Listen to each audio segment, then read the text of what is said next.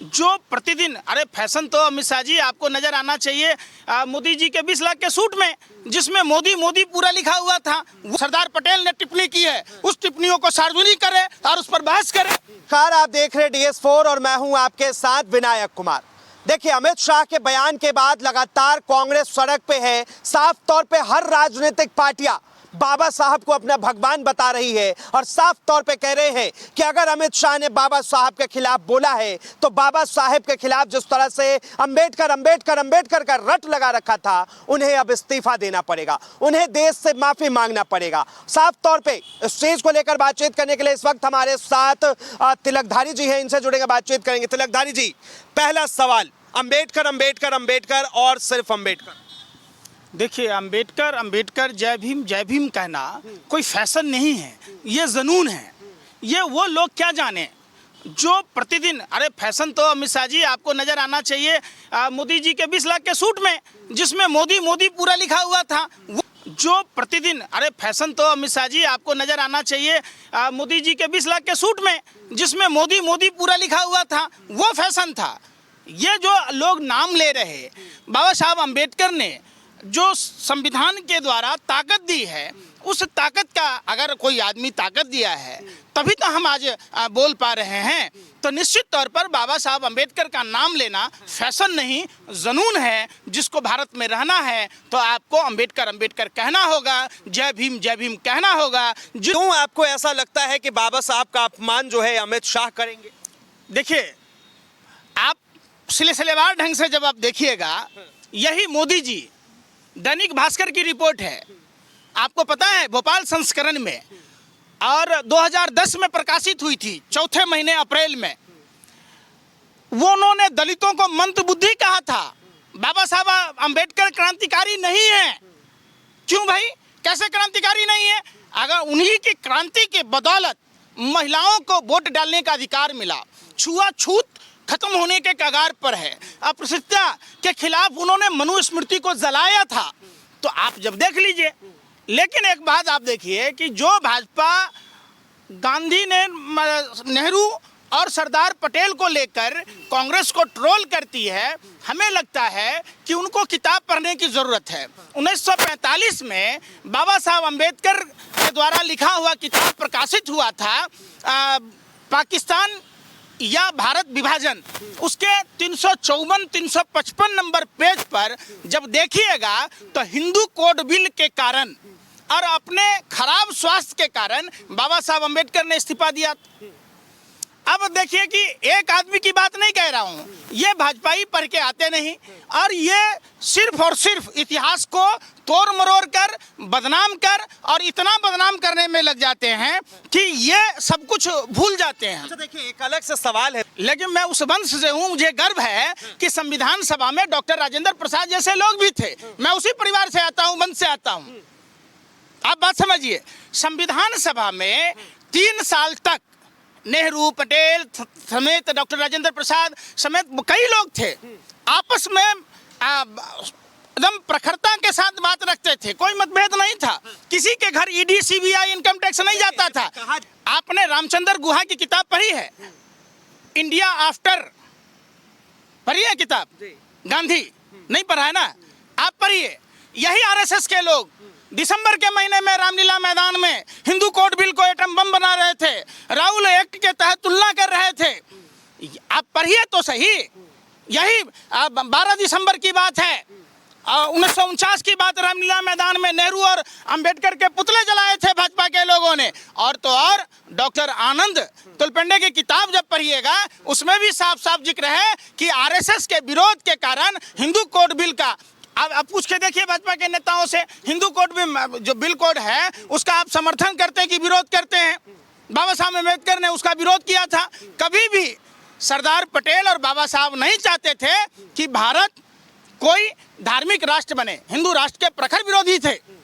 और आरएसएस की जो विचारधारा है, उस पर जो सरदार पटेल ने कहा है, जो बाबा साहब अम्बेडकर ने कहा है, आप उसको कोट करके बता दीजिए। मतलब है किसी भाजपा नेताओं में औकात? अच्छा। जो सरदार पटेल ने टिप्पणी की है, उस टिप्पणियों को सार्वजनिक करे और उस पर बहस करे। मतलब आप जो है बीजेपी को अब चैलेंज कर रहे हैं?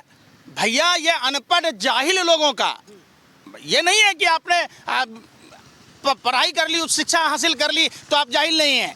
ये पढ़े लिखे जाहिल लोग हैं जो कभी भी अपनी विरासत के बारे में न पढ़ते हैं न लिखते हैं, जो मुंह में आता है बकबक करते हैं। एक बात बताइए, लोकसभा में इनका एक सांसद हिंदू राष्ट्र के बारे में बोल रहा था, बाबा बागेश्वर बोल रहा। जब हमारे सरदार पटेल जी और अंबेडकर जी इसके विरोधी थे, बाबा साहब अंबेडकर ने धर्मनिरपेक्षता की बात की, जब सरदार पटेल ने की, तो उनको इस बात से दर्द क्यों हो रहा है? ये देश के विकास में सभी जाति सभी धर्म के लोगों का दर्द उन्हें नहीं हो रहा है, डर जो है कांग्रेस के अंदर घुस गई थी, इसीलिए वो कह रहे थे कि अगर बीजेपी सरकार में आई तो संविधान बदल देंगे, संविधान बदल देंगे। उसी बाबा साहब के संविधान से अभी देश चल रहा है ना। अच्छा, अयोध्या का सांसद लल्लू कांग्रेस का नेता है?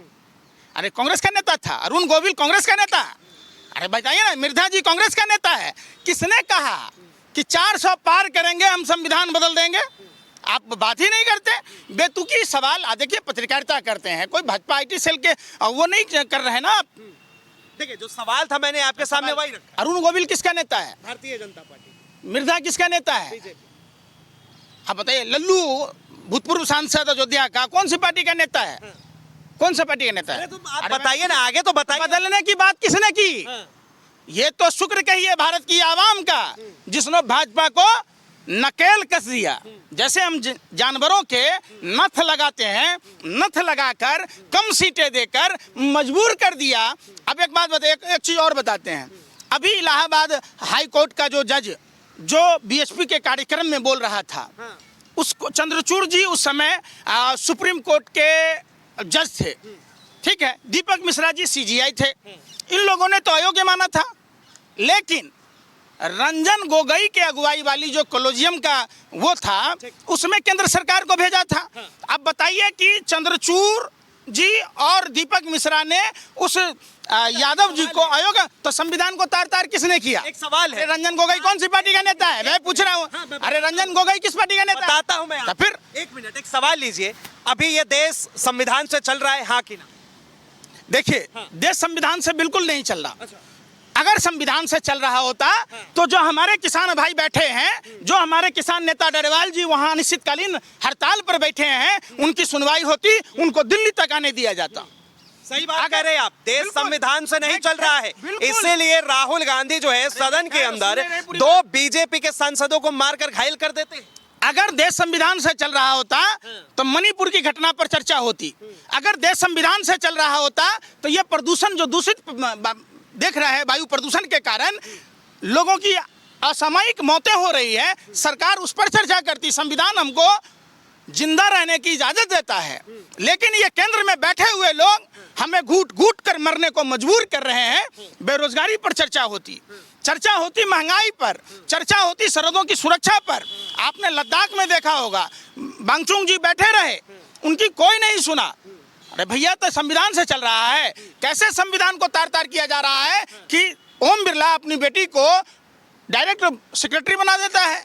तो ये संविधान कह रहा है, संविधान कह रहा है प्रतिभा का सम्मान करना। अगर वो कंपटीशन UPSC फेस करके आते, तब अगर सेक्रेटरी बनते तो तहे दिल से स्वागत होता। देखिए, सुनिए, एक सवाल और है, आप सवालों को जो है उलझा दिए। सवाल ये भी है कि संविधान से संसद चलता है, लेकिन उसी सदन के अंदर राहुल गांधी 2 सांसदों को मारकर घायल कर देते हैं। एगो बात आप बताइए, कोमा में चला गया सांसद। एगो बात आप हमको बताइए, प्रताप सारंगी के बारे में आप कह रहे हैं चोट लगा रुमाल लगाए, फिर 1 घंटे के बाद पूरा ऐसे हो गए, फिर वो पूरा पट्टा बन गया और 800 हॉस्पिटल से डिस्चार्ज कर दिया गया। अगर इतनी भयानक, कौन है प्रदीप सारंगी? ये सब नौटंकी बंद कीजिए। और एक बात बताइए, संख्या बल में भाजपा का विधायक मनोज तिवारी के बात पर नहीं बोले कि एक संसदीय आदमी कैसे कर सकता है? 2-4 हाथ लगा देते। और उसका गाना तो मैं मुंह पर भी नहीं ला सकता, कितनी भद्दी भद्दी फिल्मों में काम कर चुका है। वो बात आदमी संविधान की बात कहता है। वो अनुराग ठाकुर जो गोली मारो सालों को कह रहा है, बताइए ना, ये संविधान कहता है कि आप ऐसा जवाब दीजिए। राहुल गांधी जो है गुंडागर्दी जाके कर रहे हैं सदन के अंदर। आपको दिखाऊं? अरे आप अंधे हैं क्या? मुकेश राजपूत ने साफ कहा कि राहुल गांधी जी वहां नहीं थे, पीछे थे। वीडियो दिखाऊं आपको? दिखाऊं वीडियो? देखिए, राहुल गांधी फिर वही बात है कि हमें रोका जा रहा था, बीजेपी वाले कह रहे राहुल गांधी ने धक्का दिया। जब जब इंडिया गठबंधन के तमाम नेता अंबेडकर जी की प्रतिमा लेकर प्रदर्शन कर रहे थे, भाजपा ने एक साजिश षड्यंत्र प्रयोग के तहत इस घटना को अंजाम दिया। और दूसरी बात, एक बात बताइए, अरे भाई लोकतंत्र के मंदिर में कैमरे नहीं लगे हैं क्या?